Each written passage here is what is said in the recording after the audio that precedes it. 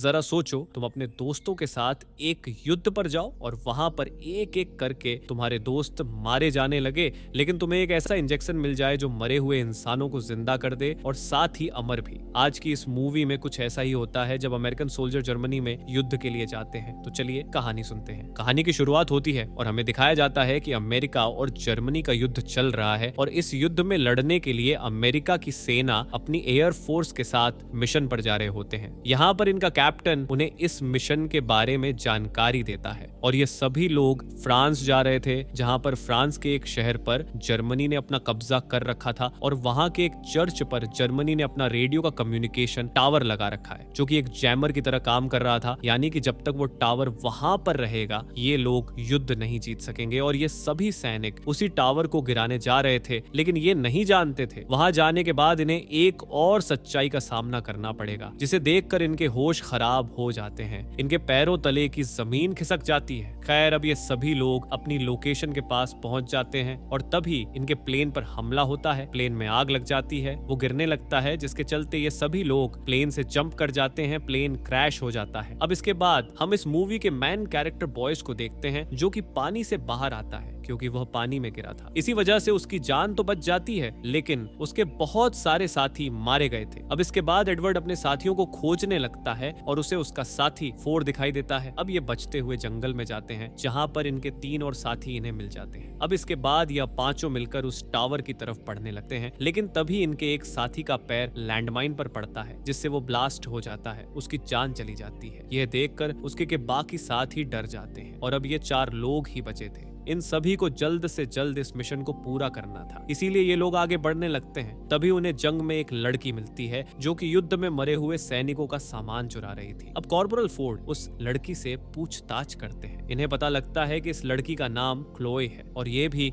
German सैनिकों से नफरत करती है, इसलिए इन सभी अमेरिकन सैनिकों को अपने घर ले जाती है और उसके इस घर में उसका छोटा भाई पॉल और उसकी एक आंट रहती है। और अब हम देखते हैं कि कैप्टन फोर्ड उस टावर का पता करने के लिए, उसका रास्ता ढूंढने के लिए अपने 2 साथियों को वहां पर भेजता है और वो खुद क्लोई से टावर के बारे में पता करता है। क्लोई उससे कहती है कि वो टावर एक चर्च पर बना है, लेकिन पता नहीं क्यों किसी को भी उस चर्च में जाने की इजाजत नहीं है। तभी हम देखते हैं कि क्लोई के घर के एक कमरे से अजीबोगरीब आवाजें आने लगती हैं, जहां पर कि धीरे से एडवर्ड आगे जाकर चेक करता है तो वहां पर उसे एक औरत दिखती है। उसका पूरा शरीर बुरी तरह से सड़ा हुआ था, वो बहुत डरावनी दिख रही थी। तभी क्लोई एडवर्ड के पास आती है और वो उसे बताती है कि ये मेरी आंटी है और इसकी ऐसी हालत चर्च में जाने से हुई है। शायद वो लोग वहां पर कोई एक्सपेरिमेंट कर रहे हैं। साथ ही वो एडवर्ड को आगे बताती है कि मेरे पेरेंट्स को भी इन्हीं जर्मन सैनिकों ने मार दिया था। और तभी क्लोई के घर में जर्मन कैप्टन आता है, जिसकी क्लोई पर बुरी नजरें थी। वो क्लोई से बातें करते हुए अपने कपड़े निकालने लगता है। वो क्लोई के साथ इंटीमेट होना चाहता था, क्योंकि क्लोई ने उसके साथ एक सौदा किया था कि अगर वो चर्च से उसके आंट को वापस लाने में उसकी मदद करेगा तो उसकी शारीरिक जरूरतें पूरा करेगी। इसी बात का फायदा उठाकर वो जर्मन कैप्टन रोज ही क्लोई के साथ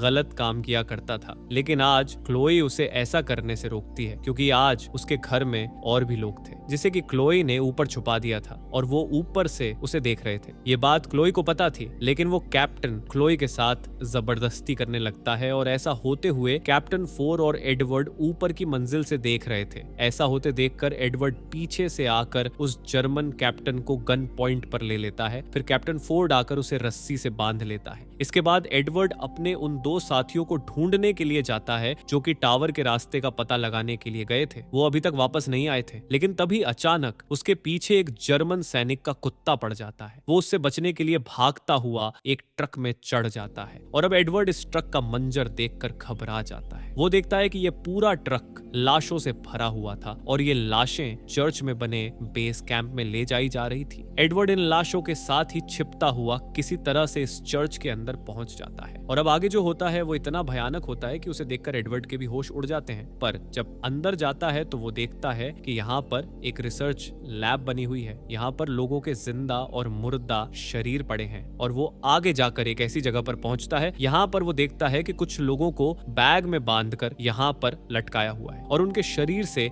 एक लाल रंग का लिक्विड निकल रहा है जिसे रिफाइन किया जा रहा था। और आगे एडवर्ड को कुछ केमिकल से तैयार किए हुए इंजेक्शन भी दिखाई देते हैं। उन इंजेक्शन में से एक इंजेक्शन एडवर्ड अपने पास रख लेता है। अब यहाँ पर एडवर्ड उन बैग्स में से एक बैग को खोल कर देखता है जिसमें कि एक आदमी का शरीर था, लेकिन उसका वो शरीर पूरी तरह से गल चुका है, लेकिन वो आदमी अभी भी जिंदा है, वो हिल रहा था। अब एडवर्ड जैसे ही आगे बढ़ता है तो उसे वहां पर एक औरत की गर्दन मिलती है और ये औरत भी जिंदा थी, ये बोल रही थी, लेकिन इसके नीचे का शरीर नहीं था। ये देखकर एडवर्ड बहुत ही ज्यादा डर जाता है और वहां पर बने एक गटर के रास्ते से वो खुद को और अपने साथ एक दोस्त को, जिसे यहाँ पर पकड़ कर रखा हुआ था, उसे लेकर बाहर आ जाता है। वो क्लोई और कैप्टन फोर्ड के पास पहुंच जाता है। जो इसने वहां देखा वो इन सारी बातों को कैप्टन फोर्ड को बताता है और ये बात सुनकर कैप्टन फोर्ड भी काफी चौंक जाते हैं कि आखिर चर्च के अंदर इतना भयानक क्या चल रहा है। और यही जानने के लिए कैप्टन फोर्ड अपने साथी टीवेत को ऊपर भेजता है। उस जर्मन कैप्टन को लाने के लिए कहता है जिन्होंने इसे ऊपर बांध रखा था। यहाँ का टीवेत जब उसे चेक करता है तो वो पाता है कि ये यहाँ पर बेहोश पड़ा है। उसे होश में लाने के लिए टीवेत जैसे ही उसे रस्सी से नीचे उतारता है वो टीवेत को गोली मार देता है और गोली की आवाज सुनकर कैप्टन फोर्ड और उसके बाकी साथी ऊपर आते हैं। वो देखते हैं कि टीवेत को गोली लगी है, उसकी जान चली जाती है और ये देखकर एडवर्ड रोने लगता है, जिसके बाद एडवर्ड रिसर्च लैब से लाए हुए उस इंजेक्शन को जल्द ही टीवेत को लगा देता है। इंजेक्शन के लगते ही टीवेत फिर से जिंदा हो जाता है और ये देखकर वहां पर जितने भी लोग मौजूद थे वो सभी चौंक जाते हैं। हम देखते हैं कि टीवेत के शरीर में बहुत ताकत आ चुकी है, उसकी नसें फूलने लगती हैं। वो अपनी इतनी ज्यादा पावर को कंट्रोल नहीं कर पा रहा था, इसलिए वो अपने ही साथियों पर हमला करने लगता है और ये सब देखकर कैप्टन फोर्ड टीवेत पर गोलियां चलाने लगता है, लेकिन उस पर गोलियों का भी कोई असर नहीं होता। अब एडवर्ड समझ जाता है कि ये उनका टीवेत नहीं है, इसीलिए वह अपनी बंदूक से उसके सर पर वार करता है। वो उसके सर पर कई बार वार करता है जिससे उसकी जान चली जाती है और इसी का फायदा उठाकर वह जर्मन सोल्जर क्लोई के छोटे भाई को उठाकर यहाँ से भागने लगता है और कैप्टन फोर्ड और उसके बाकी साथी उसका पीछा करते हुए उस पर गोलियां चलाते हैं और एक गोली उस जर्मन सोल्जर के चेहरे पर लग जाती है, लेकिन फिर भी वो यहाँ से भाग जाता है। इसके बाद कैप्टन फोर्ड अपने सभी साथियों को ऑन ऑर्डर देता है कि हमें जल्द ही उस टावर को गिराना होगा, क्योंकि हम जिस काम के लिए आए हैं हमें उसे जल्द से जल्द पूरा करना होगा और अपने इस काम में वो क्लोई को भी उनका साथ देने के लिए कहते हैं। लेकिन एडवर्ड कहता है कि हमें सबसे पहले चर्च के नीचे बने उस लैब पर हमला करना चाहिए। वो खतरनाक है क्योंकि इसके बारे में हमें नहीं पता था कि उस चर्च के नीचे एक लैब भी है और क्योंकि उस लैब तक जाने का रास्ता एडवर्ड को पता था, इसीलिए ये सभी लोग उस लैब पर हमला करने का एक प्लान बनाते हैं। दूसरी तरफ वो जर्मन कैप्टन अपनी लैब में पहुंच जाता है और यहाँ आकर वो खुद को भी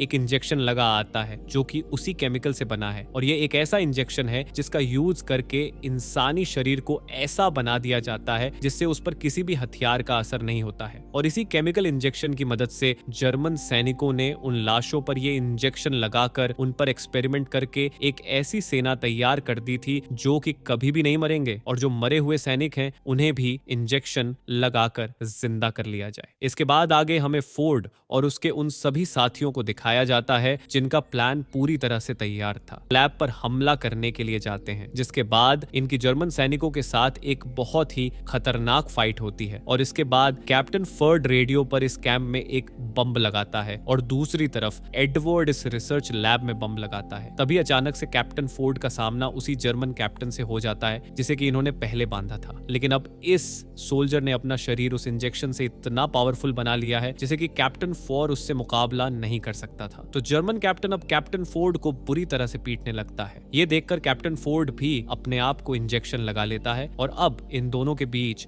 बराबरी की फाइट होने लगती है। दूसरी तरफ हमें क्लोई को दिखाया जाता है जो कि अपने भाई को ढूंढ रही थी। एडवर्ड उसकी मदद कर रहा था और क्लोई को पोल मिल जाता है। उसके बाद वो अपने भाई को लेकर यहाँ से भागने लगती है, लेकिन तभी एक आदमी जिसका पूरा शरीर सड़ा हुआ था, जिसको वो इंजेक्शन लगाया गया था, वो क्लोई पर हमला कर देता है। तो इन दोनों की फाइट होती है, लेकिन बाद में क्लोई उसे मार देती है। दूसरी तरफ हमें फोर्ड और जर्मन को दिखाया जाता है जिनकी फाइट हो रही थी। यहाँ पर एडवर्ड आ जाता है और पास ही में पड़े सिलेंडर पर गोली मारता है। क्योंकि इस इंजेक्शन से बने जॉम्बी के सर पर मारकर या उसे आग से जलाकर ही खत्म किया जा सकता था। तो वो सिलेंडर की आग से जर्मन सोल्जर को मार देता है और फोर्ड को बचा लेता है। लेकिन फोर्ड एल्बर्ट से कहता है कि वो यहाँ से निकल जाए और इस पूरी लैब को बम से उड़ा दे, क्योंकि फोर्ड ने वो इंजेक्शन खुद को लगा लिया था, जिसका मतलब था कि अब फोर्ड को भी अपनी जान की कुर्बानी देनी होगी, क्योंकि अब वो भी एक जॉम्बी बन चुका था। आगे हम देखते हैं कि गोलीबारी के बीच ही क्लोई का भाई पॉल एडवर्ड के साथियों के पास पहुंच जाता है, तो चेज उसे बचाने की कोशिश करता है, लेकिन उसे भी गोली लग जाती है। अब आगे हम देखते हैं कि लैब से बहुत सारे वो सड़े हुए जॉम्बी निकलने लगते हैं, जो कि इस लैब में जर्मन द्वारा तैयार किए गए थे, जो कि कभी भी ना मरने वाले सैनिक थे, जिन्हें सिर्फ आग से ही मारा जा सकता था। तो इसलिए एडवर्ड पूरे चर्च को बम से उड़ा देता है और अब हम देखते हैं कि जर्मन सैनिक भी मारे गए थे और शहर के लोग घरों से बाहर निकल आते हैं, क्योंकि अब वो आजाद हो चुके थे और अब ये सभी अमेरिकन सैनिक भी अपना मिशन पूरा करके खुश थे। खैर, अब वापस जाने पर एडवर्ड से एक ऑफिसर इस लैब के बारे में पता करता है, तो वह बताता है कि वहां पर कोई भी लैब नहीं थी, क्योंकि उससे ऐसा करने के लिए फोर्ड ने कहा था, क्योंकि इस केमिकल के बारे में अगर बाहर किसी देश को पता लग जाता तो हर देश अपने लिए एक ऐसी आर्मी बनाने की कोशिश करता जिसे कभी मारा नहीं जा सकता। वो वायरस पूरी दुनिया को खत्म कर सकता था। तो दोस्तों, ये थी 2018 में आई ओवरलॉर्ड फिल्म की कहानी। अगर आपको ये वीडियो अच्छी लगी हो तो वीडियो को लाइक और कमेंट करके जरूर बताएं। साथ ही चैनल पे पहली बार आए हैं तो चैनल को सब्सक्राइब भी कर ले। मिलते हैं हमारी अगली वीडियो में।